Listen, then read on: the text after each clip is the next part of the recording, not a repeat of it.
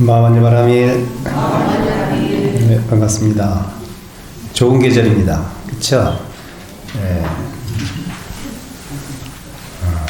저 관음사도 제가 있는 관음사도 지금 아주 제가 본 1년 중에 가장 예쁜 시기가 아닌가 생각합니다. 지금도 아까도 보니까 나뭇잎이 이제 막 떨어지는데 나뭇잎이 치워야 될까요? 놔둬야 될까요? 마당 가득히 나뭇잎이 쌓여 있는데 어떤 신도들은 스님 저거 좀 청소 좀 하세요. 어떤 보살님들은 아유 예쁘니까 그냥 가만히 놔두세요. 누구 말을 따라야 될까? 예? 내 마음대로? 내가 주지니까? 맞아, 내 마음대로 하고 있어요 지금. 그러니까 하나의 현상을 두고도 이게 생각이 다 다르잖아요, 그렇죠? 네, 그 나뭇잎 치우는 게 도량이 깔끔해서 좋다는 사람과 그냥 놔둬도 운치 있으니까 가을에는 그냥 좀 놔둬도 괜찮지 않겠습니까? 라는 또 그런 낭만파도 있고 현실주의자도 있고. 그러니까 이 세상 살아가기가 만만치 않아요. 결국은 내 쪼대로 살아가야 된다는 생각, 내 쪼대로. 네, 이제 오늘 주제하고 이제 연관돼서 이제 제가 드리는 말씀입니다. 오늘 주제가 그거예요. 양변을 떠나라. 이게 이제 오늘 주제거든요. 양변을 떠나라. 불교에서 양변 얘기 많이 합니다.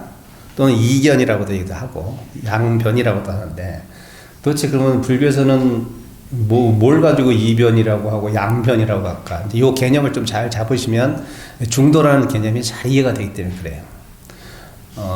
그 성철 스님의 백일 법문을 보더라도 그 책도 나와 있잖아요. 그 녹음된 거 들으면 거의 못 알아듣습니다. 사투리가 심하셔가지고. 근데 이제 그걸 정리해 놓은 이제 책으로 이제 백일 법문이 있는데 상하고는 나왔나? 상중하나 나왔나 기억이 안 나요. 근데 거기 어떤 글을 쓰는 데 있어서 그 작가가 갖고 있는 주제라는 게 있지 않습니까? 그럼 성철 스님은 불교를 어떤 면을 제가 잘 모르지만 제 판단하기엔 어떤 면을 가지고 이제 줄기를 갖고 말씀하셨냐면 중도 사상 가지고 중도의 견해를 딱 두고 나머지 것을 그 중도에 맞춰서 다 풀어냈거든요. 불교적으로 교리가 다 그렇게 펼쳐진단 말이에요. 법문 내용도 마찬가지지만 책에도 거의 그 정신이 주류예요. 중도.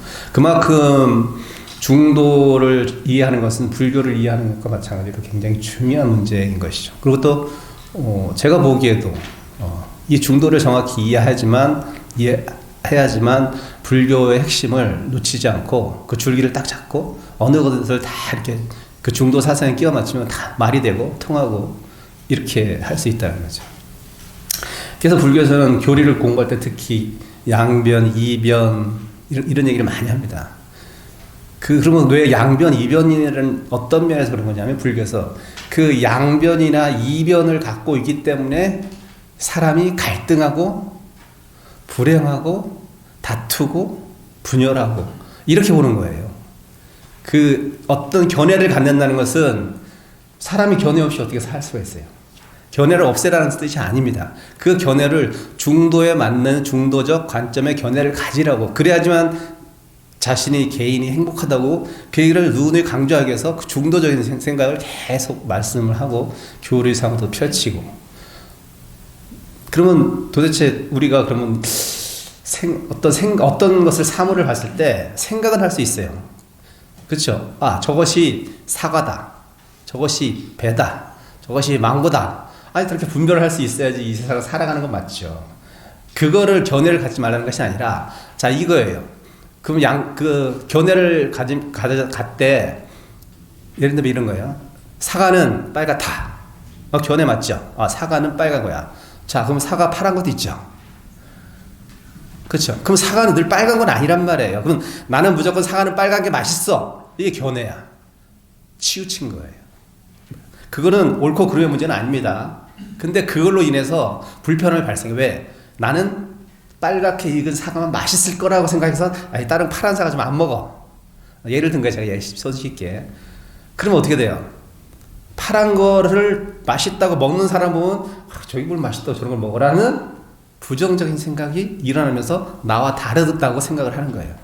그러면서 빨간 사과를 제가 좀 확대 해석해서 얘기하는 거지만 빨간 사과를 먹는 사람만 내가 친숙하게 느껴지고 파란 사과를 먹는 사람은 별로 그렇게 뭐 좀 이상한 사람처럼 보이고 친숙하지가 않게 되고 가까이 안 가게 된단 말이에요. 그러니까 내가 사과는 빨가야 맛있어 라는 어떤 견해를 딱 가짐으로 인해서 내가 이분법적인 사고에 빠져버리는 거예요.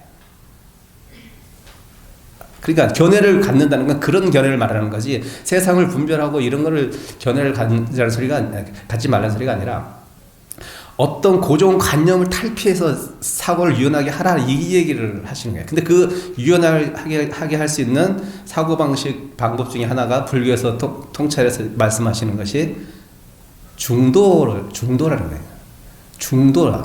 근데 중도라는 게 굉장히 어떻게 보면 참 이게 자기만의 또 잣대가 될 수 있거든요.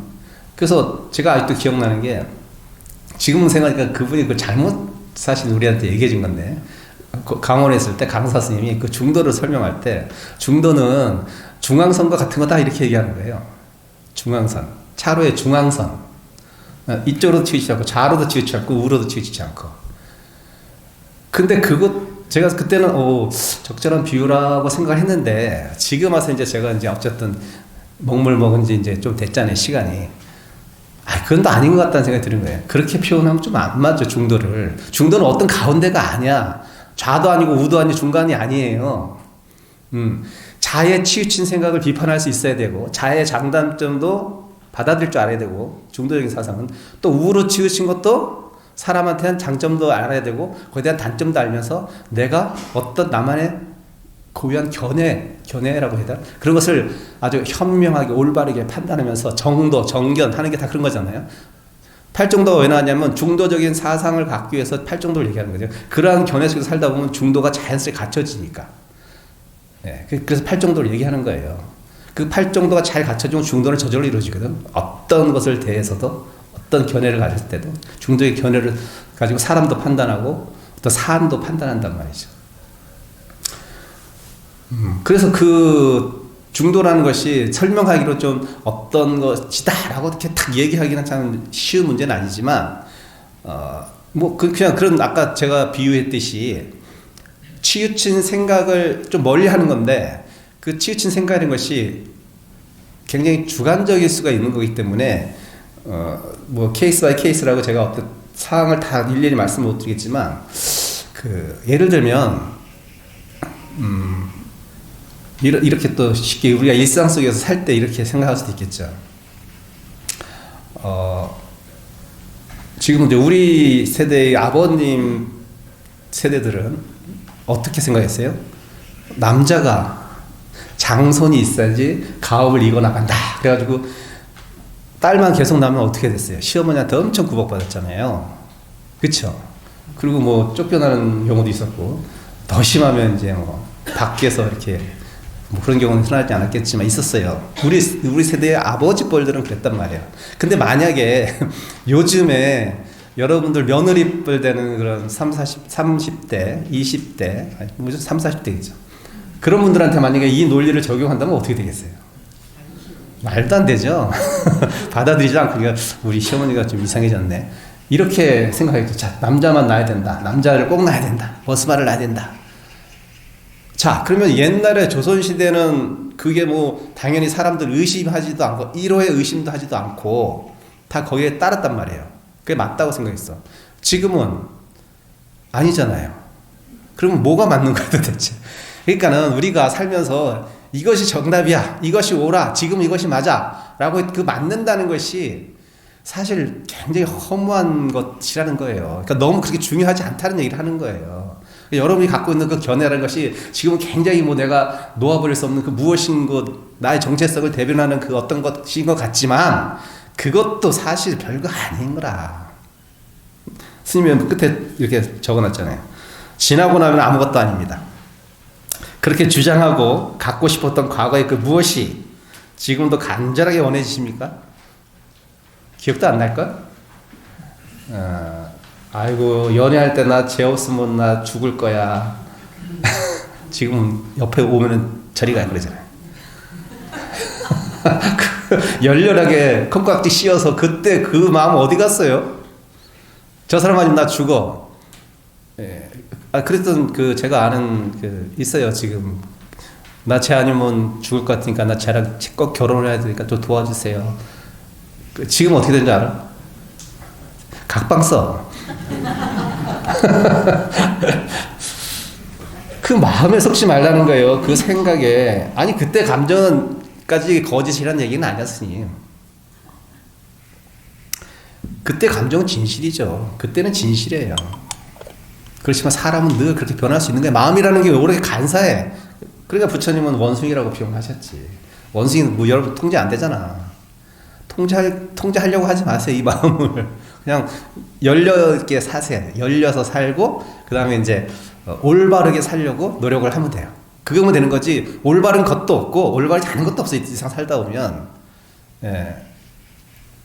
지금 밖에서는 어때요? 저 네덜란드 가면요. 저도 들은 얘기예요. 갔다 온 스님한테 들은 얘기야. 그 스님이 하는 얘기가 네덜란드의 어떤 암스테르담 어떤 한 구역은 카페에 들어가면 카페 메뉴가 이제 커피가 있는 게 아닙니다. 뭐가 있어요? 헤로인 몇 그램. 진짜로. 그런 데가 있어요. 그 대신 이제 한 구역을 정해놨어요. 거기서는 하면 불법이 아닌 거야. 자유롭게 할 수 있게 놔뒀어요. 어떤 구역에서. 근데 밖에 갖고 나서 마음은 걸리죠. 그쪽으로. 일단 어떤 구역에서는 그거를 허용해줬단 말이야. 지금 여러분 상식적으로 생각이 되게 용납이 되나? 우리나라에서? 말도 안 돼. 우리 구역을 하나 만듭시다. 거리를. 그럼 미친놈이라는 소리 들을 거야. 그러면 그 사람들은 미친 짓을 하고 있는 거야? 다 미친 사람들이야? 네덜란드 사람들은? 그러니까 이게 뭐 좋고 나쁨으로 뭘 분별하면 안 되는 거예요. 네. 그렇다고 스님이 그걸 권장하는 것도 아니고, 그러니까 옳다, 그러다, 맞다, 틀리다, 좋다, 나쁘다 이런 생각이 굉장히 양변에 떨어진 생각이고, 그것이 아무리 좋은 생각일지라도 양변에 떨어진 생각이고 이견에 떨어진 생각이에요. 그 당시 여자들은, 인도 당시 여자들은 하나의 부속품이었단 말이에요. 자, 근데 그 당시 어느 종교에서도, 인도에 그 당시 생겨났던 많은 수많은 종교에서도 여자를 출가시킨 적은 없어요. 제가 알기로는. 근데 부처님은 처음에 거절을 몇 번 하셨지만 여자의 출가를 허락하셨단 말이에요. 이거는 엄청난, 지금 생각하면 뭐 그럴 수도 있지라고 우리는 너무나 당연시 생각하지만 3600년 전의 그 생각은요, 남자가 결혼하고 여자가 결혼한 것과 똑같은, 허용하는 거나 마찬가지 그런 생각, 파격적인 생각이었단 말이에요. 근데 부처님은 그걸 강행하셨어. 인정했단 말이에요. 그러면 부처님의 그 유연한 그 사고는 어디서 나왔냐 말이에요. 그 당시 3600년 전에 정확한 계급사회, 그런 엄격한 계급사회에서 어떻게 그런 유연한 사고를 가질 수 있었냐 말이에요, 부처님이. 그거는 당신이 깨달아 보니까 중도적인 생각 견해를 갖고 이 세상을 이해하고 바라봤기 때문에 가능한 생각들이었다는 거죠. 옛날에 박남준 예술가가 텔레비 아무것도 안 익어가지고 탑을 쌓아가지고 막 만들었을 때, 예, 그리고 뭐 어떤 사람은 또 음악을 초대를 시켜놓고 음악회 한다고 초대시켜 피아노를 치지도 않고 한 30분 가만히 앉아있다가 끝. 음악이 없어, 음악회. 이런 경우가 벌써 70년대 60년대 서구에서 일어나는 일들이에요. 우리는 환불해달라고 했지. 그러면 음악을 연주하는데 음악은 없고 침묵만 있었어요. 그러니까 고정관념이에요. 이것도 음악은 소리가 나야 돼. 음악은 무언가 연주를 해야 돼. 아니, 침묵도 소리고 침묵도 연주예요. 이렇게 생각하면, 근데 우리 그런 발상 자체를 못하지. 지금 엔비디아 주식 많이 사놨나 여러분? 저도 있었으면 좀 사놓을 걸. 나중에 알았어요. 엔비디아가 대단한 게 아니에요. 제 상식적으로 생각해서, 기존에 나와 있는 거를요, 여기 갖다 붙여가지고 걔네들이 통하게 해가지고 한마디로 한 놈이 일할 거를 10명 일하게 만들어버린 거예요. 그러니까 그 많은 데이터를 다 소화해가지고, 그러니까 어떻게 전력 엄청 많이 잡아먹죠. 데이터를 또 많이 쓰니까 또 그 칩도 엄청 많아야겠죠. 그래서 비싼 거예요. 1억 원씩 한대요, 사나에. 발상의 전환이에요. 옛날에는 우리가 그렇게 많은 용량이 필요하지 않았어. 근데 그때 그 CEO는 생각했던 거야. 아니 앞으로 이제 정보량이 많아지면 이 양을 처리하려면 이게 병렬을 연결해가지고 더 많은 데이터를 처리해서 무언가를 만들어야 돼. 이 생각을 먼저 했던 사람이에요. 근데 처음엔 안 팔렸지. 왜? 그때는 게임이 활성화된 시대도 아니었고 그 데이터가 그렇게 많이 필요한 시대가 아니었어요. 근데 이제 게임의 시대로 도래하면서 왜 그 뭐 이름이 뭐죠? 제스나? 그 사람이 왜 한국에 고마워하는지 아시죠? 걔가 막 초창기에 이제 장사도 안 되고 막 그랬을 때 직접 그 샘플을 들고 저기 세운상가인가요? 그 용산에 와가지고 그거 팔려고 막 세일했다는 거예요. 근데 우리가 그때 우리나라 사람들이 또 게임을 엄청나게 그때 붐이 일어나가지고 그나마 초창기에 그걸 가지고 전신이 버티면서 지금에 있게 된 모체를 만든 게 한국이라는 거예요. 그래서 지금 우리한테 뭐 어마어마한 그 칩을 준다고 하죠. 예. 그러니까 그 사람이 그런 발상을 했던 것. 예를 들면 스티브 잡스가 그때 쓰면 아직도 기억나요. 저도 그걸 사고 싶어가지고 6개월 예약을 걸어가지고 그때 선방에 있을 때 해외에서 선방에 있을 때 그 대구 시내까지 가가지고 딱 핸드폰 원 쫙 나왔을 때 디자인이 너무 쌈박한 거야. 너무 예뻐요. 근데 거기도 그거 가지고 인터넷이 된다는 거야. 에이 설마 그게 어떻게 돼? 우리가 전화는 그냥 목소리만 전달하는 거지 거기서 정보를 캐치한다는 게 말이 돼? 상식적으로 그때는 생각도 못했어. 근데 그렇게 된대. 신기해가지고 제가 예약을 걸어놓고 해제비 탈탈 털어가지고 대구 시내 가지고 사가지고 얼마나 신기하던지 지금도 기억이 나거든요. 그러니까 그런 혁신적인 생각을 했던 사람들은 이런 양변에 떨어져 있으면 혁신적인 생각이 안 나와. 세계 최고의 부자가 될 수 없어요, 여러분. 세계 최고의 부자가 되려면 다 파괴해야 돼, 다 파괴해버리고 있는 거 싹 엎어버리고 새롭게 생각해야 돼. 우리의 삶도 마찬가지라. 여러분이 괴로움이 계속 반복되는 것은 무언가 이렇게 어떤 생각들이 양변, 한변에 치우쳐 있기 때문에 문제가 계속 발생하는 거예요. 네. 그 문제가 발생하고 불행하고 행복하지 않은 감정이 들기 때문에 부처님은 출가 목적이 뭐다? 괴로움으로부터의 괴로움을 벗어나는 거예요. 고통에서 벗어나는 거예요. 예, 삶이라는 괴로움, 태어남이라는 괴로움을 벗어나려고 수행하신 분이니까 당연히 괴롭게 만드는 요인들을 제거해야지. 근데 봤더니 괴롭게 만드는 요인 중에서 당신이 생각하기에 가장 심한 어떤 그 주 요인이 이게 좋든 나쁘든 생각이 한쪽으로 몰려서 있는 거구나. 견해를 갖고 있는 것. 어떤 좋은 견해든 나쁜 견해든 고정된, 고착된, 완고한 이런 생각들을 딱 갖고 있는 순간 괴로움은 거기서부터 계속 윤회하는구나. 이걸 아셨던 거예요. 그래서 중도적인 견해를 계속 강조해요. 유무중도가 뭐예요? 있고 없음의 중도를 말씀하시는 거예요. 있다는 생각도 하지 마. 없다는 생각도 하지 마. 이게 무슨 말이야 도대체? 예를 들면 지금 여기 밤하늘에 별빛이 반짝반짝 하잖아요. 그러면 그 별은 지금 살아있는 별일까요? 죽어있는 별일까요? 내 눈앞엔 반짝거리니까 당연히 살아있으니까 별이 반짝반짝거려서 내 눈에 지금 띌 거 아니에요. 별빛이 와가지고 내 눈에. 그럼 살아있다고 생각하죠? 근데 어때요? 수천 강년 떨어진 것에 벌써 걔는 이제 한 주기 끝나서 이제 별은 사라졌는데 그 빛은 오는 속도의 시간이 있기 때문에 지금 한국에 내 눈에까지 도달하기까지는 살아있어. 근데 지금 그 현장에서는 별은 없어졌어요. 그럼 별은 있는 거예요? 없는 거예요? 네? 봐. 뭔가 우리가 있어, 없어, 이런 데 빠져버리면 내 눈에서 벌어지는 현상적인 것은 있어야 되는 거야. 보이면. 없으면 없는 거야. 이렇게 생각해요. 근데 그게 맞는 태도가 아니고 아주 사실적인 객관적인 태도도 아니란 말이에요. 사실 있다 없다에 빠질 필요가 없어요. 그래서 여기 지금 제가 목이 마르서 물을 마시잖아요. 이게 물이잖아 지금. 근데 물이 그 화학적 기호가 어떻게 돼요? H2O잖아. H2O. 그러니까 수소 2개와 산소 하나가 합쳐지면 물이야. 수소 2개, 산소 하나. 그럼 얘는 수소예요, 산소예요, 물이에요. 그러니까 우리가 물 하나만 봐도 그런 거예요. 내 눈에 현상적으로 지금 물처럼 있지만 얘도 화학적으로 분석해보면 H2O야. 한마디로 어디거나 수소 2개, 산소 하나 모으면 얘가 되는 거야. 근데 우리는 현상적으로 벌어지는 이 물이 내 눈앞에 펼쳐지니까 물인 거야, 그냥. 근데 이건 물만이 아니야. 물이라고 우리가 그냥 이름 붙였을 뿐인데, 안용 따라 산맥 산벌이 그냥 물이야, 그냥 물. 다른 것과 구별하기 위해서 우리가 물이라고 호칭을 붙여서 분간하려고 이렇게 한 거 보이지, 물은 어떤 객체적으로 존재할 있을 내 앞에 있는 게 아니라니까. 근데 우리 물이라는 무언가 내가 경험적으로 있던 것이 물이야 이렇게 생각하잖아요. 근데 내 앞에 있으니까 물인 거 맞잖아요. 그러니까 옛날 선사들은 어떻게 해서 그 고정관념을 탈피하기 위해서 이렇게 얘기하면 모르니까 산은 산이요 물은 물이로다. 사는 곳 물이요 물은 곳 산이다.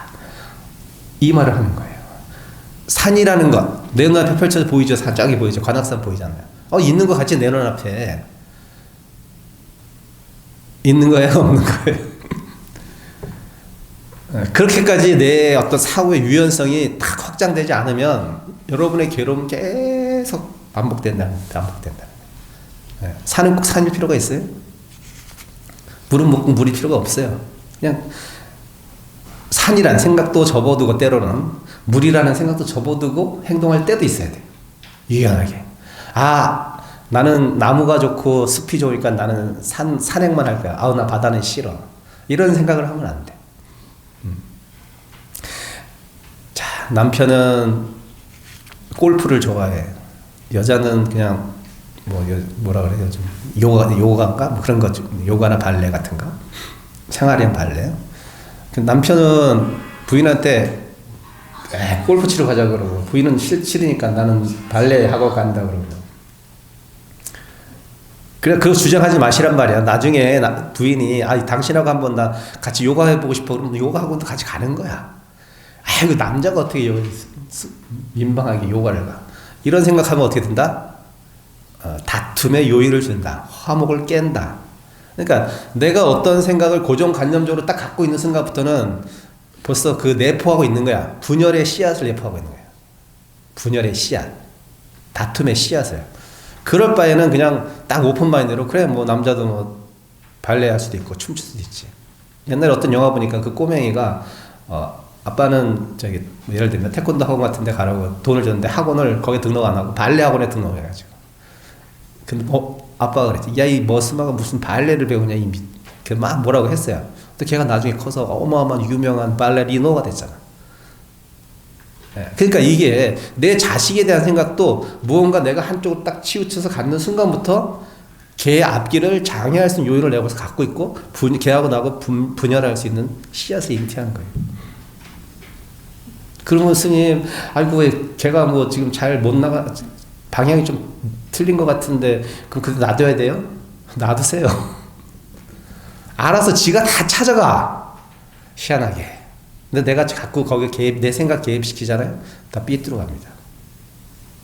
제가 아는 모 가수는, 여러분 유명한 가수. 그 가수는 제가 직접적으로 아는 거 아니고 제가 아는 분의 조카죠. 맨날 동네에서 춤만 추고 노래만 불렀대. 그 옛날 가수니까 그 당시 우리 때는 춤추고 노래하면요, 약간 문제 있는 아이로 봤단 말이에요. 근데 이놈이 맨날 춤추고 그래도 엄마 아빠는 그냥 자유롭게 좀 키워줬어요. 근데 이놈이 어느 날 친구들하고 어울려서 SM 가서 딱 오디션 보더니 붙어가지고 유명 가수가 됐잖아요. 지금 걔 때문에 스포츠카 몰고 다니잖아요. 그러니까 춤추고 놀 때는 보면 이렇게 이놈이 커서 뭐가 되려나. 그렇지. 내 엄마가 아빠가 그런 생각을 안 했겠어? 많이 참았겠지. 억누르면서 그나마 그러다 자식 하나 사랑하는 마음으로 이제 오픈 마인드 좀 키웠는데 그게 잘 된 거야. 근데 만약에 내가 어떤 학생이 학교에서 공부를 해야지 무슨 춤추고 노래를 해야 딱 고정관념을 갖고 어떤 의견이 있고 한 변에 치우친 생각을 가지면 얘 앞길에 스포츠카 탈 수 있는 기회 놓친 거야, 엄마 아빠가. 경제적으로 얘기한 건 아니고 예를 들면 그렇다는 거예요.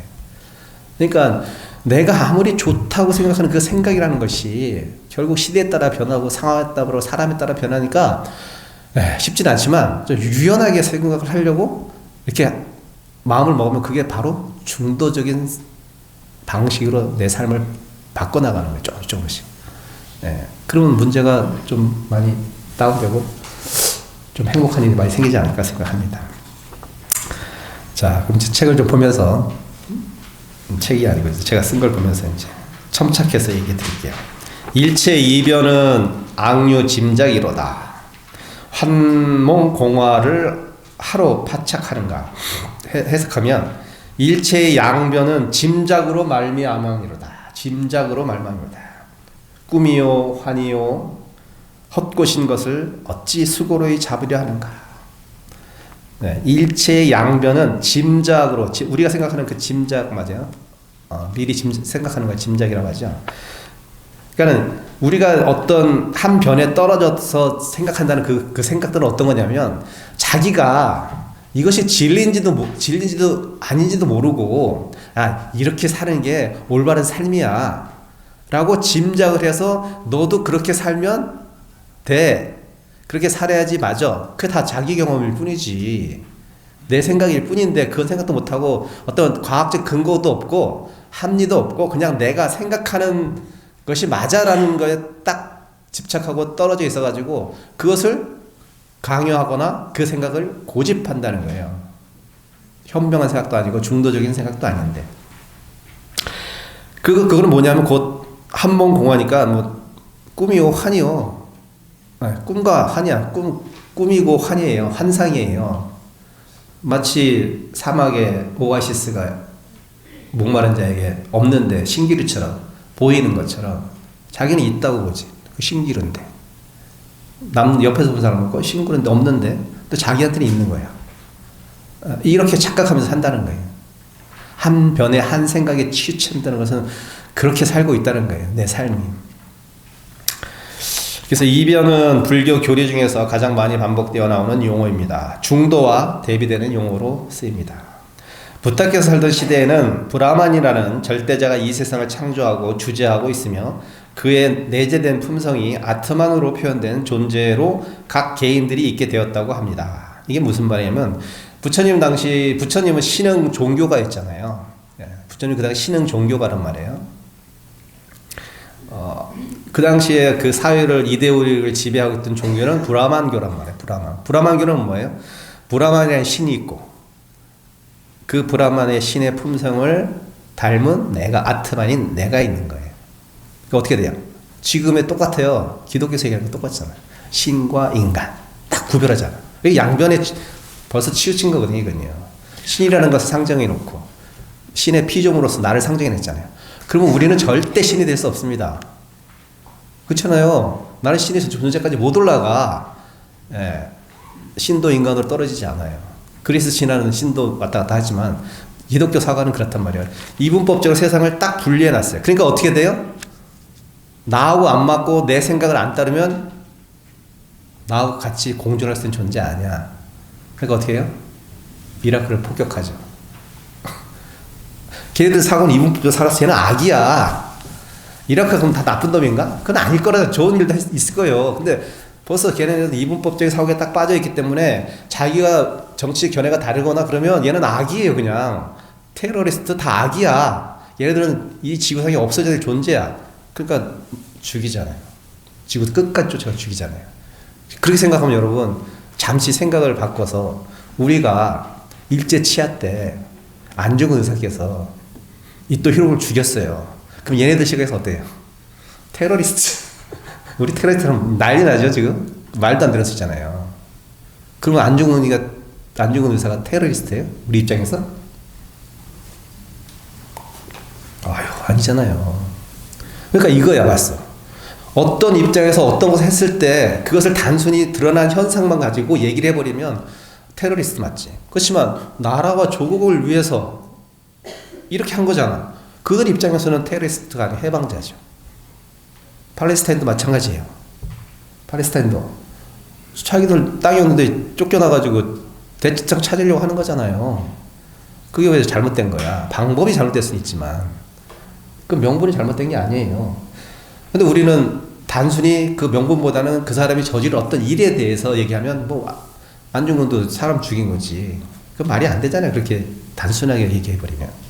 그러니까 무언가 세상에서 벌어지는 많은 일들이 다 이렇게 피상적으로 보이는 현상 가지고만 얘기해버리면 그게 이견에 떨어진 거라. 이견에 떨어져 있는 거예요. 그만한 처녀가 애 낳을 때도 다 사연이 있다고. 다 사연이 있고 저기 무덤에 가도 죽은 이유가 다 하나씩 있듯이 사람마다 다 달라. 근데 무엇이 내가 갖고 있는 생각이 왜 옳다고 주장할 필요가 뭐가 있어요? 그냥 그러려니 하고 그냥 지나가면 돼. 그러려니 하고 지나가면 되지. 그걸 뭐 잘했니 못했니 따질 필요 하나도 없어요. 이 시대도 그랬어요. 이분법칙 사고에 빠져 있었어요. 이렇게 브라만, 아트만 딱. 뭐 나중에는 이제 후대 우파니샤드 뭐 너무 어려운 얘기지만 우파니샤드 시대에 와서 이제 그러면 좀 생각을 좀 바꿔가지고 아니야 그 신이 나를 창조했듯이 나는 내 안에도 아트만이야 신이 있는 거야. 이렇게 똑같아 우리 동등해. 그게 뭐예요? 우리 종교 중에 천도교잖아요. 천도교 인내천사상 사람이고 하늘이다. 하늘이고 사람이다. 똑같은 거잖아요. 이거. 시대만 달랐지. 그 시대나 지금이나 별 차이가 없어. 인간의 사고는 한계가 있기 때문에. 현실적인 세상에는 늘 이분법적으로 우리를 눈앞에 보이고 해석됩니다. 하늘과 땅, 그쵸? 딱 다 분별해놨죠. 딸과 아들, 사랑과 미움, 산과 바다, 선과 악. 예. 우리 세대는요, 서양적인 사고방식에 지어진 교과서를 가지고 공부한 세대들이야. 우리 사회도 우리 세대들. 지금은 좀 자유롭게 교과서 여러 가지 보고 있겠지만, 우린 검정 교과서 가지고 봤잖아요. 검인된. 그래서 우리도 사실은 암묵적으로 학교에서 주입식 교육을 받아가지고 약간 그런 데 많이 치우쳐 있을 수가 있어요. 저도 그렇고 마찬가지로. 네. 굉장히 교육이라는 것이 필요는 한데 어떤 식으로 교육하느냐에 따라서 아이의 그 생각의 틀을 이렇게 좁힐 수도 있고 넓힐 수도 있고 다양한 교육이라는 게 참 중요한 것 같아요. 맹모 삼천지교라고 이해할 것 같아요.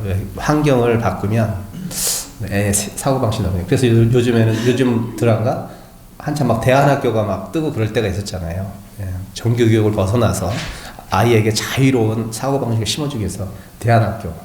예. 뭐 선진국 예를 들면 이게 뭐 비교할 때가 그렇게밖에 없으니까.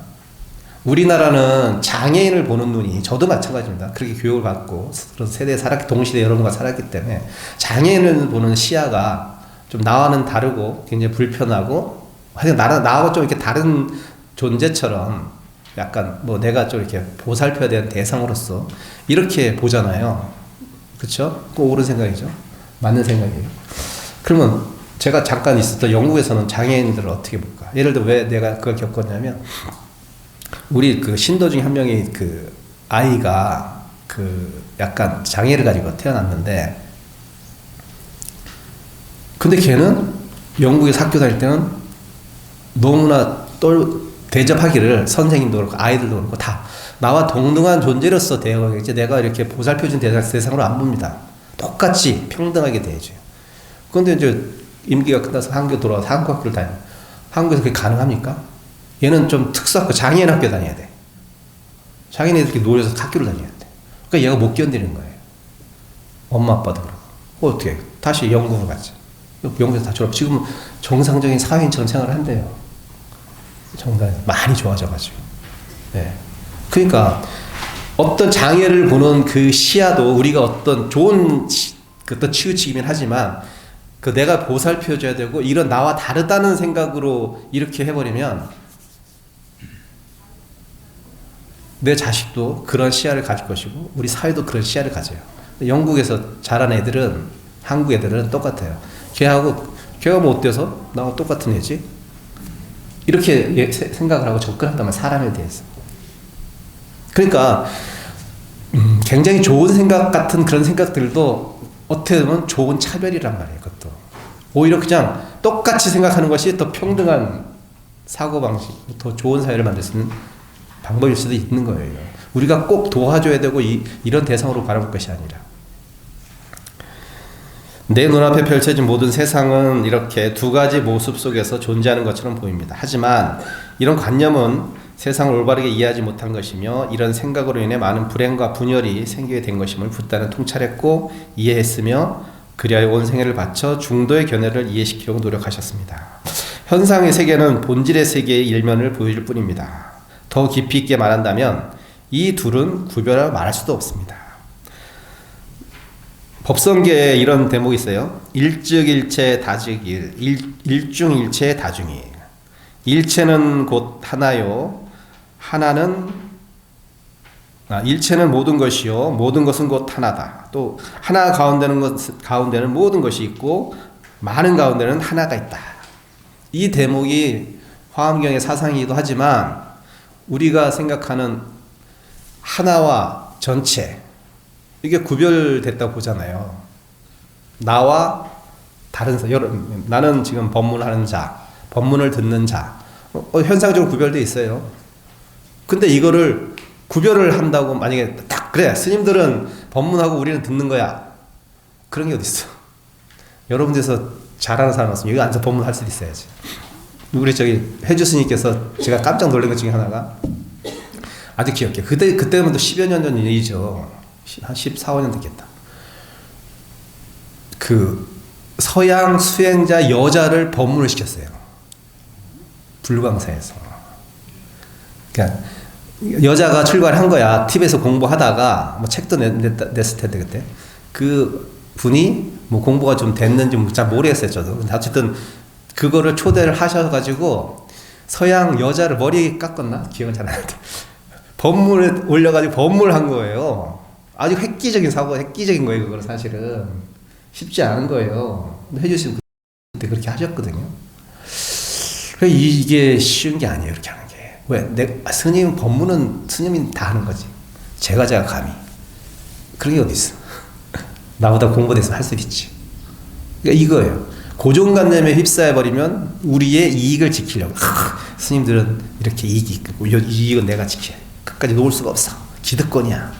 여러분도 여러분의 기득권이 있겠지 뭔가. 그러니까 이렇게 벌써 해버리면 여러분과 승과 속은 완전히 따로 떨어져서 구별돼서 살아갈 수가 없어요. 나는 존중받아야 되는 자, 존중해야 되는 자, 그런 게 어디 있어. 여러분 훌륭하면 내가 존중할 수도 있지. 그러니까 뭔가 이렇게 고정관념이라는 걸 갖고 있으면 이런 것들이 생겨난단 말이죠. 근데 그 고정관념이라는 게 다 보면요, 이기적인 생각들이야. 다 나의 어떤 나발이를 지키기 위한. 그래서 여러분 어느 단체에 들어가거나 그러면 또 어때요? 또 그렇잖아요. 여기도 아마 비슷할 거야. 어느 절이나 다 비슷해요. 사실 다 올해 한 40년 50년 다닌 보살들 다 그 자리는 다 정해져 있잖아. 구역이 침범하면 큰일 나잖아요. 네, 그게 고정관념이지. 내가 이 절에 오래 다녔으니까 내가 보시도 많이 하고 이 절에 지분이 있어. 난 대접받아야 돼. 그 올바른 생각이에요. 웃잖아 지금. 여러분도 그렇게 변할 수 있다니까. 그 일즉일체 다즉의 일중일체 다중이 다 그거예요. 하나는 하나가 아니에요. 전체가 될 수 있고 또 전체는 전체가 아니야. 하나가 될 수 있어. 그 하나 가운데 또 전체가 포함될 수 있고 또 전체 가운데가 또 하나가 될 수 있는 거예요. 이게 유연한 사고의 끝판왕이죠, 뭐. 그렇죠? 그러니까 우리가 물을 볼 때는 단순히 물로만 보지 않아도 되는 거예요. 근데 그러한 시야를 갖는 게 쉬운 일은 아니죠. 중도적 견해로 세상을 이해하는 사람과 이분법적인 견해로 세상을 이해하는 사람이 살아가는 인생은 너무도 다른 방향으로 흘러갈 것입니다. 단순하게 우리에게 보이는 물을 화학적으로 분석해보면 H2O로 수소 분자 2개와 산소 분자 1개의 결합입니다. 우리 눈에 현상적으로 보이는 단순한 형체의 물이 사실은 수소와 산소의 결합체인 것입니다. 그러면 물은 물인가요? 산소인가요? 수소인가요? 물리적인 세계만이 이런 방식으로 존재할까요? 근데 따지고 보면 또 산소를 깊이 타고 들어가면 또 어떻게 될까요? 원자까지 가잖아요. 갔더니 또 원자에 핵이 있고 또 막 중성자가 있고 또 막 이러네. 또 깊이 파고드니까 또 어떻게 됐어요? 아, 얘는 또 뭐야? 뭐 에너지라네? 불규칙적으로 막 움직이는데 정해진 바가 없대. 있다가 사라지고 사라졌다 있다. 내가 볼 때는 있고 보이지 않을 때는 없대. 그런 게 어딨어? 근데 그 세계는 지금 미시 세계로 들어가면 그렇다는 게 그런 일이 지금 벌어지고 있어. 이 현상적으로 이제 여기도 다 벌어지고 있어. 그냥 뭐가 옳까 그거 뭐가 있다. 그것이 빨갛다 노랗다 이게 무슨 의미가 있어? 빨간 거는 그냥 빨간 빛을 받아서 내가 빨간색을 띌 뿐이지 본래 빨간 게 어딨어? 검은 게 어딨어? 하얀 건 빛을 다 반사해가지고 그렇게 돼 하얀 거죠. 빨갛다 노랗다 검었다 이게 아무 의미가 없다니까. 아주 본질적인 걸로 들어가면 다 하나야 다 하나. 하나의 덩어리로 움직이고 물리적인 세계 아주 깊이 미시세계로 들어가요. 뭐를 그렇게 이것이 맞다 저것이 맞다 이것이 그거다 저것이 그것이 아니다 뭐 그렇게 따질 필요가 없어요. 예. 근데 우리는 보이는 세계만 집착을 하니까 다 거기에 빠져가지고 보이는 것은 있다 그러고 보이지 않으면 없다 그러고. 신은 있어요 없어요? 이렇게 물어보면 바보야. 신은 있을 수도 있고 없을 수도 있고 몰라 I don't know. 그러니까 뭐라 그래 좀 공부 좀 한 어떤 거사가 그랬다면서요. 난 단지 모를 뿐. 이렇게 얘기할 수밖에 없다니까 진짜. 안다는 것이 그 갈고 있는 것이 뭘 안다고. 표면적인 세계만 아는 거지. 진짜 진리의 물질의 깊이 들어간 세계는 이해 못하는 거죠. 부처님 뭐라고 하셨어? 그 통찰력이 대단하죠. 물 한 방울 속엔 뭐 2만 마리의 생명체가 살고 있다. 이러셨다는 그 세계 그때 3,600 현미경도 없던 시대에. 예, 그럴 수 있잖아요.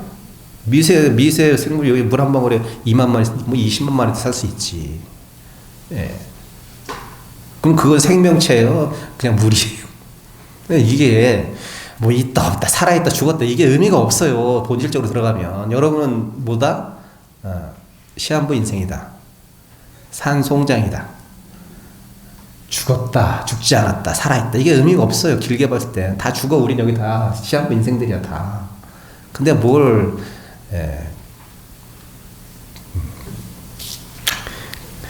일체의 한쪽의 모습을 가지고 존재하는 것은 아닙니다. 이러한 세계관은 분열된 사고를 낳고 분열된 사고는 치우침과 갈등을 내포할 것이며 이러한 생각들이 지속된다면 세상은 갈등과 혼돈의 아수라장이 될 것임을 불을 보듯 뻔한 것입니다. 개인적인 삶 속에서도 치우친 생각은 타인의 의견을 도외시하고 내 생각에 천착하게 되어 죄화롭게 사는 방법을 저해하게 될 것입니다. 요즘 미국이 하는 일은 완전 깡패가 하는 짓이잖아요. 야, 돈 내놔. 그게 말도 안 돼. 네. 왜 그러겠어? 걔네들은 그 생각에 그런 서양적인 사고방식에 주입돼 살아가지고, 그런 말을 할 수 있는 거예요. 좀 어이없어요. 짐작은 합리와 올바른 이해의 태도와는 다른 생각이며, 자기 생각의 객관화가 되지 못한 치우친 사고방식입니다. 수용적 태도와 열린 사고는 중도적 사고방식입니다. 그래서 내 것만을 고집하지 않는 태도는 중도적 길로 들어가는 첫 걸음입니다. 어떤 스님이 옛날에 돌아가셨지만 큰 스님들한테 노동력을 이제 스님들이 이제 그때 옛날에 스님 출가를 많이 했잖아요. 한 자리에 막 몇백 명씩 이렇게 살았단 말이에요. 그러면 그 당시는 뭐 놀던 땅들이 많잖아요. 그럼 어떻게 저런 땅이 많으니까 저기 밭은 좀 밭이 아니었죠. 산자락이겠지. 개간을 해라. 그래서 개간을 막 해가지고 이제 땅을 개간했더니 막 거기다 뭐 감자도 심고 막 했더니 막 풍성하게 이제 대중들이 먹을 먹거리가 막 나오잖아요. 이게 땅이 이제 잘 갖고 났어. 그 마을에서 이렇게 보던 그 마을에 있는 어떤 처사가 저 땅을 사고 싶은 거야. 사고 싶은 거야. 그래서 절도 좀 그때 돈이 필요했는지 이제 팔려고 생각을 하고 있었는데 이제 팔았는데 이 스님이 큰 스님이 얼토당토하는 가격으로 팔았어. 한마디로 다른 데서 한 평에 한 100만 원 줄 것을 받을 것을 10만 원에 팔아버린 거야. 그러니까 대중들이 난리가 났지. 스님 이거 우리가 엄청나게 손해 본 겁니다. 지금 거래가가 지금 평당 100만 원인데 어떻게 10만 원 받고 팝니까? 이거 말도 안 되는 거. 이거 다시 취소하시고 다시 해야 됩니다. 그래?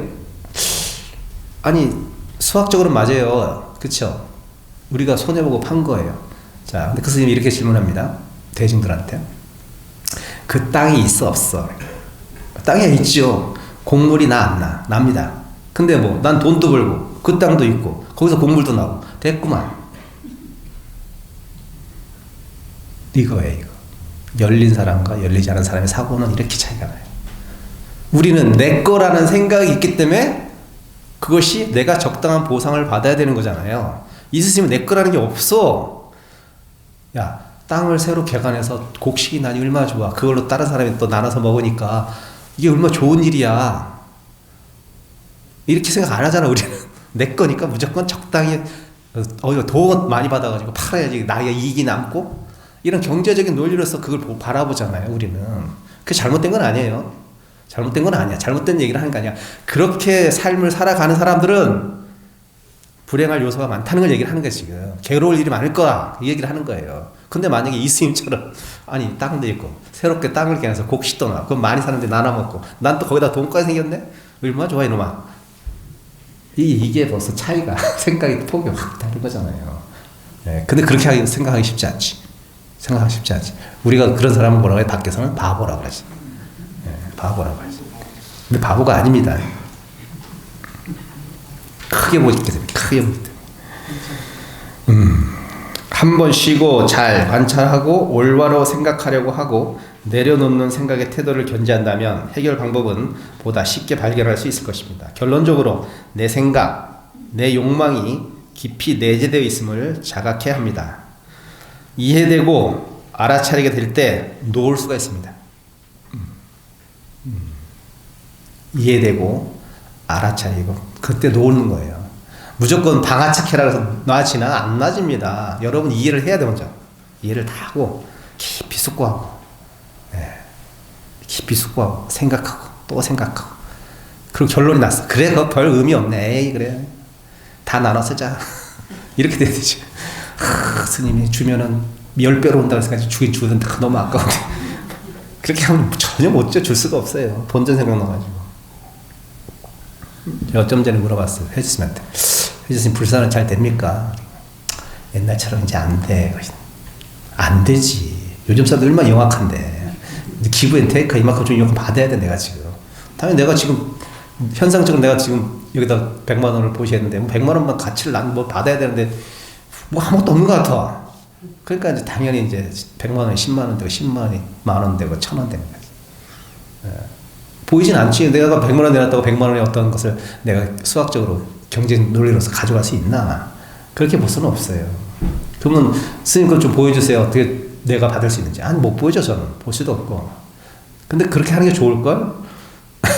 그렇게 하는 게 좋을걸? 그밖에 못해요. 옛날에 큰 스님이 이 스님이 이제 이것도 잘 보고 미래 예견하는 게 있어 나.